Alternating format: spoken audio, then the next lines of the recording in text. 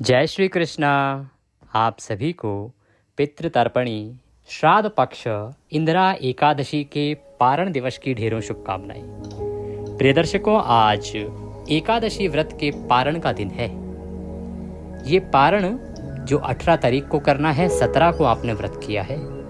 इस वीडियो में बताएंगे आपको कि इस एकादशी का व्रत पारण आपको कैसे करना चाहिए, पारण की विधि क्या होनी चाहिए, क्योंकि ये पितृपक्ष की एकादशी है, ये सामान्य एकादशी नहीं है। इस एकादशी का विशेष रूप से पूजन और व्रत अपने पितरों की तृप्ति तथा उनकी आत्माओं की मुक्ति के लिए भी किया जाता है। इसका जो विधान है वो हमने आपको बताया था, कथा आपने सुनी होगी, उसमें भी वर्णन आपके सामने आया होगा। एक त्रिदिवसीय विधान है इसका, जिससे कि आपके पितृ जो हैं वो अवश्य ही तृप्ति प्राप्त करते हैं। तो आपको बताते हैं कि कैसे इस व्रत का पारण आप करेंगे, क्या विधि होगी, क्या नियम होंगे, क्या मंत्र होंगे, क्या भोग लगाना है, और सबसे महत्वपूर्ण बात, इसका जो पारण होगा वो करना कब है। क्यों? क्योंकि इसके लिए केवल और केवल 90 मिनट का समय ही आपको मिलने वाला है। तो वो समय क्या रहेगा? इस प्रकार से संपूर्ण शास्त्रीय जानकारी आपको पारण के विषय में प्रदान की जाएगी। आपसे निवेदन केवल इतना है कि वीडियो यदि थोड़ा सा भी उपयोगी लगे, अच्छा लगे, तो एक बार लाइक अवश्य कर दीजिएगा। अपने व्रत की सफलता के लिए और भगवान श्री हरि का आशीर्वाद प्राप्त करने के लिए कमेंट बॉक्स में अवश्य लिखिएगा जय श्री हरि या ओम नमो भगवते वासुदेवाय। अपने पितरों की तृप्ति तथा मुक्ति के लिए लिखिएगा जय पितृदेव। आप देख रहे हैं देवभूमि ज्योतिष संस्थान का प्रतिष्ठित यूट्यूब चैनल देवभूमि धार्मिक। हम यहाँ पर सभी व्रत और त्योहारों की सही शास्त्रीय जानकारी प्रदान करते हैं। ज्योतिष शास्त्र और पंचांग के आधार पर आपको बताते हैं कि तिथि कब है, व्रत आदि कब करना है, क्या नियम रहेंगे, क्या मुहूर्त रहेगा, क्या विधि रहेगी और क्या कथा सुननी चाहिए। यदि आप सभी व्रत और त्योहारों की सही कथाएं सुनते रहना चाहते हैं, सही जानकारी पाते रहना चाहते हैं, तो कृपया चैनल को अभी सब्सक्राइब कीजिए और बेल आइकन को प्रेस कीजिए। जब आप चैनल को सब्सक्राइब करेंगे तो वहाँ पर एक घंटी का निशान बना हुआ आएगा। उस घंटी के निशान को अवश्य दबाइएगा, तभी आपको हमारे सारे वीडियो प्राप्त होंगे, अन्यथा आपसे जानकारी छूट जाएगी। आइए प्रिय दर्शकों, अब जानकारी आरंभ करते हैं। बात करते हैं सबसे महत्वपूर्ण व्रत पारण की। आपने व्रत किया है 17 सितंबर को और पारण करेंगे 18 सितंबर को। तो कैसे करना है, कब करना है, क्या करना है। इस एकादशी का व्रत 17 तारीख को कर रहे हैं। 17 तारीख को सूर्य के मुख से एकादशी है। यह एकादशी रात्रि को समाप्त हो जाएगी और द्वादशी तिथि लग जाएगी। इसीलिए ये जो व्रत है द्वादशी युक्ता व्रत होगा। और शास्त्र कहते हैं कि एकादशी का द्वादशी युक्ता व्रत जो है, द्वादशी वेधा व्रत जो है, वो श्रेष्ठ होता है, उत्तम होता है। इसीलिए हमने आपको सलाह दी थी कि आप व्रत करें 17 को। 17 तारीख को आप व्रत पूजन आदि करने के बाद नियमों का पालन कीजिएगा। नियमों में प्रमुख रूप से, क्योंकि ये श्राद्ध पक्ष की एकादशी है, पितृपक्ष की एकादशी है, इस दिन एकादशी के दिन जो आप ब्राह्मण को भोजन कराएंगे वो फल आहार कराएंगे, अन्न आहार नहीं कराएंगे, फल आहार कराएंगे। भगवान को भोग भी फल का लगाएंगे, इसका ध्यान रखिएगा। मैंने आपको विधि बताई थी। यदि आप पितरों की तृप्ति के लिए इस एकादशी को करना चाहते हैं तो उसके नियम दशमी तिथि से आरंभ होते हैं। एकादशी को आपको ब्राह्मण को फलाहार कराना होता है। पारण के दिन क्या करना होता है इसकी जानकारी अब मैं आगे देता हूँ। तो फलाहार कराइएगा, फलाहार करा के और उनको विदा कीजिएगा दक्षिणा आदि देके, क्योंकि कल पुनः पारण वाले दिन उनको भोजन कराना है। संकल्पित हो के संकल्प करके पूजा कीजिए, पूजा करके कथा सुनिए, कथा सुन के विष्णु सहस्त्र नाम का श्रवण कीजिए। इन सब को सुनते हुए भगवान के चरणों में मन को लगाते हुए और दिन को व्यतीत कीजिए। घर में नारायण विराजमान हैं, भगवान घर में आए हैं, तो किसी प्रकार का कलह कलेश घर में नहीं होना चाहिए। शांत वातावरण होना चाहिए, शुद्ध वातावरण होना चाहिए। मन से शुद्ध रहें, सब शांत रहें, प्रसन्न चित्त रहें और ब्रह्मचर्य का पालन आपने करना है। किसी का अहित नहीं करना है, व्रत किया है, किसी का अपमान नहीं करना है, किसी के प्रति वैर भाव नहीं रखने, हीन भावना, दुर्भावना आपको नहीं रखनी है। और इस प्रकार से भगवान के चरणों में मन को लगाते हुए दिन को व्यतीत कीजिए। सायंकाल को कीर्तन की महिमा बहुत अधिक है, तो संभव है तो आप कीर्तन कीजिए। सायंकाल को कहीं आसपास मंदिर में कीर्तन होता हो वहाँ चले जाइए। अगर आसपास कीर्तन नहीं होता है तो आप ऐसा कीजिए कि हम एक वीडियो अपलोड करते हैं, हमारे चैनल पर आपको मिल जाएगा, पहले से मैंने अपलोड किया है, उसका लिंक यहाँ डिस्क्रिप्शन में भी मैं दे दूँगा। उसमें 3 पाठ होते हैं, उन स्तोत्र को सुनने से आपको एकादशी पर कीर्तन का फल प्राप्त होता है, तो आप वह सुन सकते हैं। कीर्तन कीजिएगा। रात्रि के समय आपको जागरण की सलाह दी जाती है, क्योंकि इस एकादशी पर जागरण का फल अधिक है। यदि आप रात्रि जागरण करते हैं तो हरि अत्यंत प्रसन्न होते हैं। जो जागरण ना कर पाएँ तो पृथ्वी पर शयन कीजिए। पृथ्वी पर भी शयन ना कर पाएँ तो अगले दिन सूर्योदय से पहले निश्चित रूप से उठ जाइए। अब इसमें बहुत सी हमारी माताएं बहनें हैं, उन्होंने पूछा भी है आज कमेंट करके, और कुछ ने व्हाट्सएप पर भी पूछा है, ऐसा मुझे याद है कि पंडित जी हमारी तबीयत ठीक नहीं रहती तो हम इतने नियम पालन नहीं कर पाते, जैसे कि सुबह सूर्योदय से पहले नहीं उठ पाते, कई बार उठ जाते हैं तो पृथ्वी पर शयन करना तो संभव ही नहीं है हमारे लिए। पृथ्वी पर शयन करने से हमें बड़ी परेशानी होती है। देखिए, मैं अपनी माताओं बहनों को यही कहूँगा, बड़े बुज़ुर्गों को यही कहूँगा, जितने नियम पालन हो जाएं उत्तम है। हमारे शास्त्र ये कहते हैं कि यदि कोई रुग्ण है, रोगी है तो और कोई बुज़ुर्ग है तो उसके लिए नियमों में सदा ही छूट होती है। ये नियम पूर्ण रूप से उसके ऊपर अधिक लागू होते हैं जो पूर्ण रूप से स्वस्थ होते हुए भी और विधान से एकादशी का व्रत नहीं करता है। जो अस्वस्थ हैं या जो उम्र के उस पड़ाव पर हैं तो वहाँ पर आप जितने नियम पालन कर सके उनसे करिए, चिंता ना करिए और परेशान ना होइएगा। इस प्रकार से आपने अपना एकादशी का दिन व्यतीत करना है। द्वादशी के दिन अर्थात 18 तारीख को प्रयास करके सूर्योदय से पहले उठ जाइएगा। इस बार तो उठना ही पड़ेगा, कारण आपको आगे ज्ञात हो जाएगा कि क्यों उठना पड़ेगा। पारण के लिए सूर्योदय से पहले उठ जाइए। उठने के बाद स्नान आदि से निवृत्त होइए। स्नान करने के बाद स्वच्छ वस्त्र धारण कीजिए। स्वच्छ वस्त्र धारण करके भगवान सूर्यदेव को जल दीजिए। ध्यान रखिएगा, आज तुलसी पूजन नहीं होगा। माता तुलसी का पूजन द्वादशी के दिन वर्जित है। द्वादशी को तुलसी पूजा आपके लिए अपराध की श्रेणी में आती है, इसीलिए आज तुलसी का पूजन नहीं करेंगे। यही भूल गलती से एक बार माता सीता से हो गई थी, इसका वृतांत आपको ज्ञात होगा। माता सीता एक बार, क्योंकि वो प्रतिदिन तुलसी पूजन करती थी, तो पूजन के लिए उद्यान में गई। वहाँ जैसे ही पूजन आरंभ करने वाली थी तभी उनको ज्ञात आया कि ओहो, आज तो द्वादशी है। माता सीता तुरंत ही वहाँ से वापस आने लगी, क्योंकि द्वादशी को पूजन नहीं किया जाता है तुलसी माता का। लेकिन जैसे ही वो पलटी तभी उनकी चुनरी से एक पत्ता टूट के गिर गया। अब अनजाने में वो टूट के गिरा था, लेकिन उसका पाप लगा माता सीता को। द्वादशी के दिन माता तुलसी को छूना, उनकी गलती से पत्ता टूट जाना बड़ा अपराध है। इसका पता तब लगा जब बड़े दिनों के बाद देवऋषि नारद का वहाँ पे आगमन हुआ माता सीता के अयोध्या में, और जब माता सीता के द्वारा उनके लिए भोजन और जलपान आदि की व्यवस्था की गई तो उनके हाथों से उन्होंने जल लेने से इनकार कर दिया। तब सभी आश्चर्यचकित हो गए कि देवऋषि नारद माता सीता के हाथों से जलपान क्यों नहीं कर रहे हैं। तब देवऋषि नारद ने कहा कि प्रभु, माता सीता देवी तुलसी की अपराधिनी है। इस प्रकार से एक बार ऐसे घटना घटित हुई और उनसे एक पत्ता टूट गया है। और जो देवी तुलसी की अपराधिनी है, जो माता तुलसी की अपराधिनी है, वो मेरे लिए कभी भी उनके हाथों से भोजन स्वीकार करना, जल स्वीकार करना संभव नहीं है। मैं उनके हाथों से ये जलपान ग्रहण नहीं कर सकता। तब फिर भगवान रामचंद्र ने इसके मुक्ति के उपाय आदि करवाए, वो एक अन्य वृतांत है। तो इसीलिए द्वादशी के दिन भूल के भी आप तुलसी पूजा ना कीजिएगा, पत्ता आदि ना तोड़िएगा। भोग जो भगवान को लगेगा, लेकिन उसमें तुलसी दल जरूर चढ़ाएंगे, तो वो पहले ही उतार के आपको रख लेना है। घर में सदा रखा करिए तुलसी का पत्ता। अब पूजन की बात करते हैं। स्नान आदि से निवृत्त होकर स्वच्छ वस्त्र धारण करके, और जो भी आपका पूजन स्थल है जहाँ आपने एकादशी का पूजन किया होगा, चौकी स्थापित की होगी विधि विधान से, वहाँ पे साफ सफाई कीजिए। पूजा की जो सामग्री है, ताज़ी सामग्री, वहाँ लेके बैठ जाइए। अब यहाँ पर 2 चीज़ें आती हैं। एक तो हमारे वो दर्शक जिन्होंने हमारी बताई गई विधि से ही पूजन किया होगा, तो आपने पहले ही एकादशी को चौकी आदि लगा के रखी होगी भगवान की। एक वो दर्शक जो पहली बार हमारा ये वीडियो देख रहे हैं, हमारी विधि से जिन्होंने पूजन नहीं किया, तो वो आज चौकी भी स्थापित करेंगे और पूजन भी करेंगे। तो जान लेते हैं कि आपको क्या क्या सामग्री की आवश्यकता होगी इस पूजन के लिए। आपके पास भगवान श्री हरि विष्णु का चित्र या प्रतिमा होनी चाहिए। उसको स्थापित करने के लिए चौकी लीजिएगा। चौकी पर बिछाने के लिए पीला वस्त्र मिले तो उत्तम है।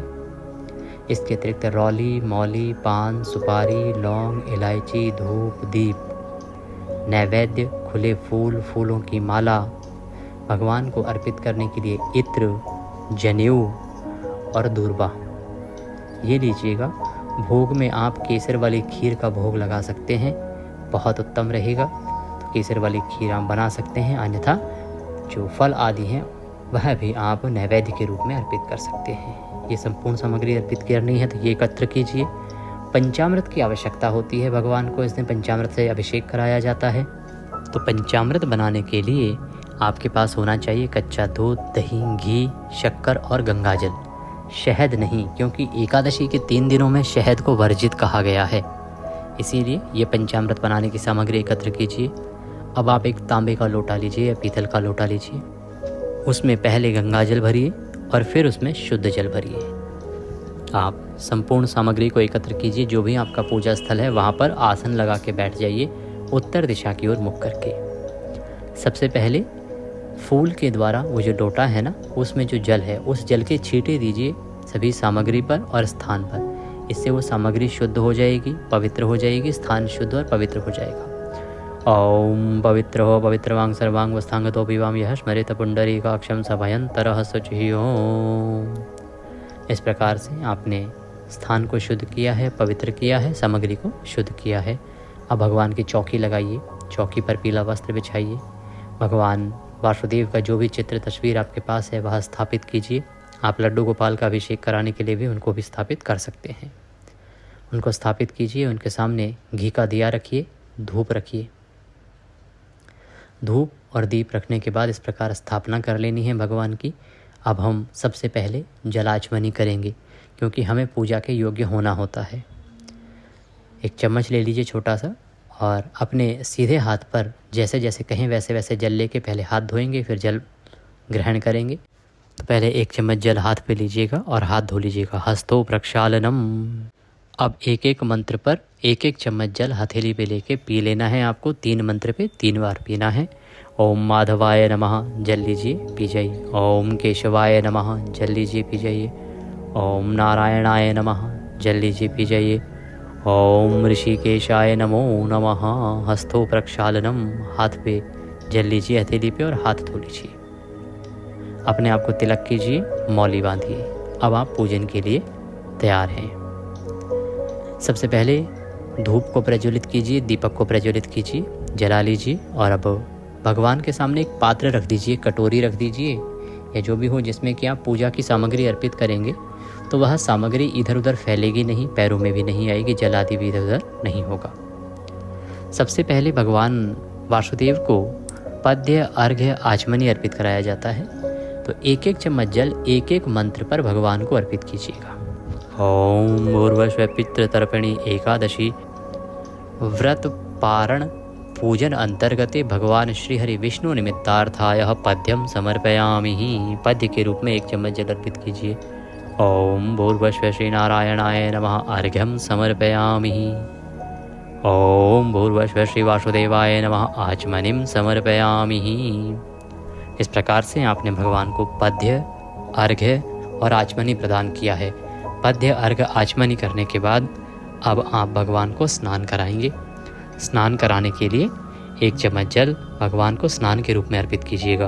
ओम भूर्भुवः श्री वासुदेवाय नमः, स्नान निमित्तार्थाय शुद्ध जलम समर्पयामि। स्नान के लिए जल अर्पित कीजिए। स्नान कराने के बाद भगवान को पंचामृत से स्नान कराया जाता है। पंचामृत बनाइए।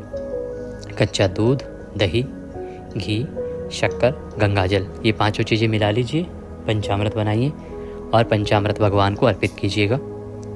पंचामृत जो लोग तस्वीर पर पूजन कर रहे हैं ना, वो कैसे चढ़ाएंगे? आप लोग फूल पर लगा लीजिए पंचामृत को फूल पर लगा लीजिए और वह चढ़ाइएगा। ओम भूर्भुवः श्री वासुदेवाय नमः, पंचामृतम समर्पयामि। पंचामृत समर्पित कीजिए भगवान को। पुनः शुद्ध्योदक स्नानम, शुद्ध जल से स्नान कराएंगे। तो 1 चम्मच जल लीजिएगा और अर्पित कीजिएगा। ओम भूर्भुवः श्री वासुदेवाय नमः, शुद्ध्योदक स्नान निमित्तार्थाय शुद्ध जलम समर्पयामि। वस्त्र अर्पित करेंगे भगवान को। वस्त्र के रूप में मौली का एक टुकड़ा तोड़ लीजिएगा और वह अर्पित कीजिएगा। ओम भूर्भुवः श्री वासुदेवाय नमः, वस्त्रम समर्पयामि। वस्त्रम पवस्त्रम यज्ञोपवीतम, यज्ञोपवीत अर्पित कीजिए भगवान को। यज्ञोपवीत से अभिप्राय जनेऊ। जनेऊ पर रौली कुमकुम आदि से तिलक कर लीजिए और फिर आप अर्पित कीजिएगा। ओम भूर्भुवस्सुः श्री वासुदेवाय नमः यज्ञोपवीतम समर्पयामि। यज्ञोपवीत अर्पित करने के बाद भगवान को गंध अर्पित किया जाएगा, तिलक लगाया जाएगा। तिलक लगाइए। ओम भूर्भुवस्सुः श्री नारायणाय नमः तिलकम समर्पयामि गंधम समर्पयामि। गंध अर्पित करके अब भगवान को पुष्पों की माला है तो माला पहनाइए, अन्यथा पुष्प अर्पित कीजिए। ओम भूर्भुवस्सुः श्री वासुदेवाय नमः पुष्पम समर्पयामि। पुष्प अर्पित कीजिए। माल्यार्पणम कुरुः, माला पहनाइए। पुष्प अर्पित करके माला पहनाने के बाद भगवान को धूप दिखाएंगे और दीप दिखाएंगे। ओम भूर्भुवस्सुः श्री नारायणाय नमः धूपम अर्पयामि। ओम भूर्भुवस्सुः श्री वासुदेवाय नमः दीपम दर्शयामि। धूप दीप दिखाइए। धूप दीप दिखा के भगवान को नैवेद्य अर्पित करते हैं। नैवेद्य के रूप में आपके पास फल है कोई तो ऋतु फल लीजिए, वह अर्पित कीजिएगा। फल ना हो तो कोई बात नहीं, आप मिश्री लीजिएगा और मिश्री अर्पित कर दीजिएगा। ओम भूर्भुवस्सुः श्री नारायणाय नमः नैवेद्यम समर्पयामि जलाचमनिम कुरुः। नैवेद्य के बाद जलाचमनी कराएंगे। जलाचमनी कराने के लिए 1 चम्मच जल लीजिए और भगवान को अर्पित कीजिए। ओम भूर्भुवस्सुः श्री वासुदेवाय नमः जलाचमनिम समर्पयामि। प्रेम से भगवान को जलाचमनी समर्पित कीजिए। जलाचमनी कराने के बाद अब भगवान को आप दूर्वा दल अर्पित कीजिएगा। दूर्वा दल अत्यंत प्रभावी है एकादशी में।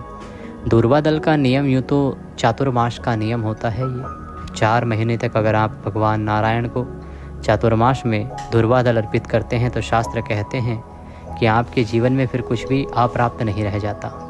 धन, लक्ष्मी, वैभव, संपत्ति आदि सब कुछ आपको प्राप्त होता है। अब जो लोग चातुर्मास में ये नियम नहीं ले पाए हैं, क्योंकि बहुत सारे लोगों को तो पता ही नहीं था कि ऐसा कोई नियम लेने से कुछ मिलता भी है, तो वो लोग अगले वर्ष अवश्य कर लीजिएगा। और इसीलिए मैं आपको सलाह देता हूँ कि अब आपको प्रत्येक एकादशी पर अवश्य ही यह अर्पित करना चाहिए। भगवान को दूर्वा दल अर्पित करना चाहिए। तो दूर्वा दल लीजिए। दूर्वा दल क्या होता है? जो आप गणेश जी को अर्पित करते हैं ना, हरी घास जो होती है दूर्वा दल, उसी को कहते हैं। तो दूर्वा दल लीजिए और भगवान विष्णु को अर्पित कीजिए। ओम भूर्भुवस्सुः श्री वासुदेवाय नमः दूर्वांकुरम समर्पयामि। दूर्वांकुर समर्पित कीजिए। दूर्वांकुर समर्पित करने के बाद भगवान को तांबूल अर्पित किया जाता है। तांबूल क्या होता है? तांबूल के लिए एक पान का पत्ता लीजिए, उस पर 2 लौंग रखिए, 2 इलायची रखिए, 1 सुपारी रखिए और वह भगवान को अर्पित कर दीजिए। मीठा पान भी आप चढ़ा सकते हैं। ओम भूर्भुवस्सुः श्री वासुदेवाय नमः तांबूलम समर्पयामि। तांबूलम पूंगीफलम शुभ दक्षिणायाम शुभदो वरदो भवः। जो भी दक्षिणा राशि आप भगवान को चढ़ाना चाहते हैं वह दक्षिणा भगवान को चढ़ाइए और अर्पित कीजिए। ओम भूर्भुवस्सुः श्री वासुदेवाय नमः शुभ दक्षिणायाम समर्पयामि। शुभ दक्षिणा अर्पित कीजिए भगवान को। दक्षिणा अर्पित करने के बाद हाथ जोड़ के भगवान को नमस्कार कीजिए। इस प्रकार से अभी केवल पूजन हुआ है। पूजन के आगे की प्रक्रिया, पारण के आगे की प्रक्रिया अब हम आगे बढ़ाते हैं। इस प्रकार से आपको भगवान का पूजन करना है। पूजन करने के बाद आपको भगवान की आरती करनी है। आरती कीजिएगा। संभव हो तो विष्णु सहस्त्र नाम का श्रवण कीजिएगा। विष्णु सहस्त्र नाम इस दिन बड़ी ही कल्याणकारी कहा गया है। विष्णु सहस्त्र नाम एकादशी के दिन और पारण दिवस पर आपको प्रयास करके अवश्य ही सुनना चाहिए। वीडियो हमने आपके लिए चैनल पर अपलोड किया है तो आप उसे अवश्य ही सुन लीजिएगा। एकादशी के दिन ही हमने अपलोड कर दिया था। वही विष्णु सहस्त्र नाम स्तोत्र आप पारण पर भी सुनेंगे। मैं उसका भी लिंक डिस्क्रिप्शन बॉक्स में दे दूंगा, वहाँ से आप सुन सकते हैं। क्योंकि अभी नया रिकॉर्ड करके और अपलोड करने का समय मिल नहीं पा रहा है, तो आप विष्णु सहस्त्र नाम सुनिएगा। और कीर्तन के लिए वीडियो का लिंक दूंगा, उसमें आप कीर्तन के लिए उनको सुन लीजिएगा। वैसे विष्णु सहस्त्र नाम जो है कीर्तन का फल भी प्रदान करता है। विष्णु सहस्त्र नाम सुन के आरती करने के बाद सबसे महत्वपूर्ण प्रक्रिया आती है, वो आती है पुष्पांजलि की। अब आपने पुष्पांजलि करनी है जो कि व्रत की सफलता के लिए महत्वपूर्ण होती है। तो अपने हाथों में पुष्प लीजिए, भगवान से निवेदन कीजिए जैसे हम बोलते हैं, आवाहनम न जानामि विसर्जनम पूजम चैवम न जानामि क्षम्यतां परमेश्वरः।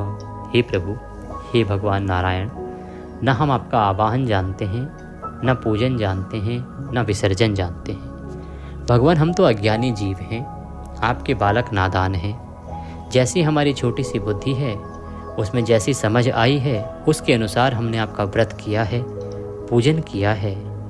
भगवान इसमें जाने अनजाने में हमसे कोई गलती हो गई हो, कोई त्रुटि हो गई हो, कोई भूल हो गई हो तो उसे क्षमा कीजिएगा। अगर मान लीजिए आपसे कोई गलती हो गई है और आपको पता लग गया है कि आपसे ये गलती हुई है, तो आप वह गलती के लिए भी क्षमा याचना भगवान से कर सकते हैं कि भगवान मुझसे कल व्रत में ये भूल हो गई थी अनजाने में, तो इसके लिए आप मुझे क्षमा कीजिएगा। इस प्रकार से क्षमा याचना आपने अवश्य करनी है अगर आपको ज्ञात है कि कोई भूल हुई है तो। अन्यथा जैसे मैंने विधि बताई है इस प्रकार से भगवान से क्षमा याचना कीजिएगा कि प्रभु हमारी जाने अनजाने की गलतियों को क्षमा करते हुए दया का आशीर्वाद प्रदान कीजिए। आपको अर्पित करने के लिए हमारे पास कुछ नहीं है, तन मन धन सब आप ही का है। भगवान हमारे पास तो कुछ है ही नहीं, हमारे पास केवल क्या है, मालती मलकादाति सत्पत्रादि संयुक्तम पुष्पांजलिम मया दत्ताम ग्रहणाम परमेश्वरः। हे प्रभु, यह पत्र पुष्प की भेंट है, इसे आप स्वीकार करें और दया का आशीर्वाद प्रदान करें। वह पत्र पुष्प जो आपके हाथों में हैं भगवान के चरणों में अर्पित कर दीजिए। इसके बाद आप यानि कानि च पापानि प्रदक्षिणाम पदे पदे खड़े खड़े परिक्रमा कर लीजिए। परिक्रमा करके जो भी पुरुष जन हैं दंडवत प्रणाम कीजिए, जो माताएं बहनें हैं वो सर झुका के हाथ जोड़ के भगवान को नमस्कार कीजिए। इस प्रकार से आपने यह व्रत पूजन पारण का जो है पूर्ण किया है। अब चौकी पर थोड़ा सा चौकी को खिसका दीजिए। इस प्रकार से चौकी का विसर्जन भी हो गया। अब यहाँ महत्वपूर्ण जानकारी भोग से संबंधित मैं दे देता हूँ। आरती करने के बाद और पुष्पांजलि के पहले आप भगवान को भोग लगाएंगे। क्या भोग लगाएंगे? जो आपने बनाया है। अगर आप केसर युक्त चावल की खीर का भोग लगाते हैं इस एकादशी पर तो वो उत्तम है, केसर युक्त चावल की खीर का भोग लगा सकते हैं। अन्यथा आप पीले चावल बना सकते हैं, ये सभी एकादशियों पर उत्तम बताए गए हैं। आप सात्विक भोजन घर में जो भी बना रहे हैं, मान लीजिए आप पराठे बना रहे हैं, कोई सब्जी बना रहे हैं, आप उसका भी भोग लगा सकते हैं।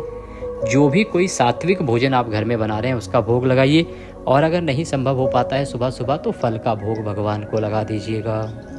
जब भोग की थाली सजाओगे तो उसमें तुलसी दल अवश्य रखिएगा। भोग की थाली रखिए, भगवान के सामने थाली रखिए, हम मंत्र पढ़ते हैं, भोग लगाते हैं। ओम नाभ्यः आशीदन्तरिक्षं शिष्णो जो समवर्ततः पद्भ्यां भूमिर्देशां श्रोत्रां तथा लोकान् न कल्पयनः। 2 बार थाली बजाइए, पर्दा हटा दीजिए, जल आचमनी कराइए भगवान को, शंख में जल लेके चारों तरफ घुमाइए थाली के और छोड़ दीजिए, अर्पित कर दीजिए भगवान को। और अब सर झुका के वह प्रसाद की थाली उठा लीजिए, बाकी प्रसाद में मिला दीजिए। अब जब व्रत पारण करेंगे आप तो पहला निवाला इसी में से खाएंगे जो भी आपने भगवान को भोग लगाया है। चाहे आपने भगवान को फल का भोग लगाया है, चाहे खीर का, चाहे पूड़ी हलवे का, जो भी आपसे बन पाए। इस प्रकार से भोग आदि लगाने के बाद, पूजन पूर्ण करने के बाद आपने ब्राह्मण को भोजन कराना है। श्राद्ध का नियम यदि आपने लिया है, पितृ तृप्ति के लिए कर रहे हैं, तो ब्राह्मण को भोजन कराइए। भोजन करा के उनको दान दक्षिणा आदि देके विदा कीजिए। आप हमें पूजा पाठ कथा आदि के निमित्त जो भी दक्षिणा भेजना चाहते हैं भेज सकते हैं। आपकी स्क्रीन पर नंबर आ रहा है। और अब हमने QR कोड इसलिए डालना शुरू किया है क्योंकि नंबर पर कई बार दक्षिणा आती नहीं है, वो फेल हो जाती हैं। आप लोग कहते हैं पंडित जी जा ही नहीं रही है दक्षिणा, तो इसीलिए अब हमने QR कोड भी डाल दिया है। उस QR कोड को जब आप स्कैन करेंगे तो सीधा हमारे बैंक खाते में ही आती है, तो आप उस पर दक्षिणा भेज सकते हैं। ब्राह्मण को दान दक्षिणा आदि करने के बाद फिर आपने व्रत का पारण करना है। पारण करने के लिए आसन लगा के बैठ जाइए। ओम नमो भगवते वासुदेवाय, इस मंत्र का 5 बार जप कीजिए। ओम नमो भगवते वासुदेवाय, ओम नमो भगवते वासुदेवाय, ओम नमो भगवते वासुदेवाय 5 बार जपिएगा। भगवान से प्रार्थना कीजिएगा, हे प्रभु ये एकादशी का व्रत मैं अब पूर्ण कर रहा हूँ या पूर्ण कर रही हूँ, इसे आप स्वीकार करें और जो मेरे पितृ हैं उनको तृप्ति प्रदान करें। अगर पितरों के निमित्त किया है तो, और अपने लिए ही किया है तो प्रभु इसको आप स्वीकार करें, इसका जो फल बनता है वह मुझे प्रदान करें। और उसके बाद तुलसी का पत्ता मुंह में रखिए और जल ग्रहण कर लीजिए। फिर जब भी आपको भोजन करना हो, जो भगवान को भोग लगाया है उसमें से पहले खाइएगा, बाद में जो भोजन चाहें वह खा सकते हैं। ऐसे आपने व्रत पारण करना है। अब समय की बात करते हैं कि ये करना कब है। प्रिय दर्शकों, ये जो एकादशी है ना, ये रात्रि को ही समाप्त हो रही है, द्वादशी भी रात्रि को ही लग जाएगी। और जो पारण का नियम है वो ये कहता है कि एकादशी व्रत का पारण व्रत के अगले दिन सूर्योदय के बाद द्वादशी तिथि में हरिवासर निकल जाने के बाद किया जाना चाहिए। इन सभी नियमों को ध्यान में रखते हुए इस एकादशी पर व्रत पारण के लिए सर्वोत्तम जो समय बनता है वो बनता है सूर्योदय से और 1.5 घंटे तक। मैं दिल्ली के अनुसार समय बताऊं तो दिल्ली में लगभग सूर्योदय जो है वो 6:11 पर होगा। 6:11 से और 7:40 तक का जो समय है ये उत्तम समय है, क्योंकि शुभ का चौघड़िया है। इसके बाद बृहस्पतिवार के दिन अगला चौघड़िया रोग का आता है, उसमें पूजा पाठ शुभ नहीं होती। तो इस समय में अगर आप कर लेंगे पारण तो सर्वोत्तम रहेगा। ये थी जानकारी पारण के विषय में। कुछ और जानना चाहते हैं कमेंट बॉक्स में लिख के पूछ सकते हैं, या हमारा नंबर आपके स्क्रीन पर आता है उस पर भी व्हाट्सएप के माध्यम से हमसे जुड़ के पूछ सकते हैं। कुंडली आदि यदि कुछ दिखाना चाहते हैं तो अपॉइंटमेंट के अनुसार समय ले सकते हैं और उस पर दिखा सकते हैं। ध्यान दीजिएगा, पितृपक्ष चल रहा है, इसमें गीता को सुनने का बड़ा महत्व है। जितना सुनेंगे उतना कल्याण होगा। तो गीता का 7वां अध्याय हम प्रतिदिन अपलोड कर रहे हैं, उसका अवश्य ही लाभ लीजिएगा। भगवान सब पर कृपा करें। हरे कृष्ण।